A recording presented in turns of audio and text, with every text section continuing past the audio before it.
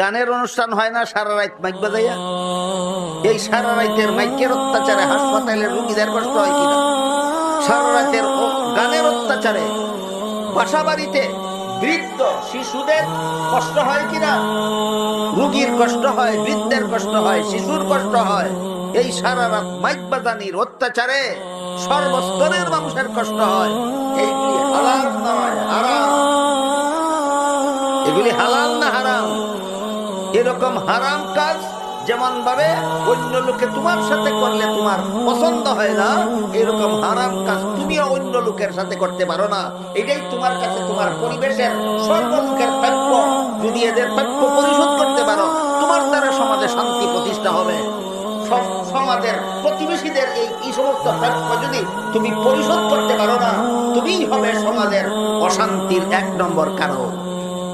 দুষ্ট লোক যত সমাজে বাস করবে, এই সমাজে কোন শান্তি প্রতিষ্ঠার আশা করা যায় না। কাজেই পরিবেশ সংশোধনের রূপরেখা হইল রাসূলের হাদিস, লা ইউমিনু আহাদুকুম হাত্তা ইউহিব্বা লিআখিহি মা ইউহিব্বু লিনাফসিহি।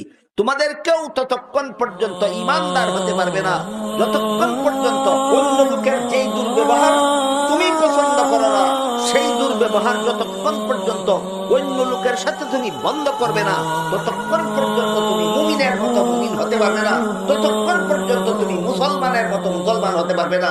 আমার ভাষায় বলি, তুমি খাঁটি মুসলমান না, তুমি মুসলমান নামের বেজা।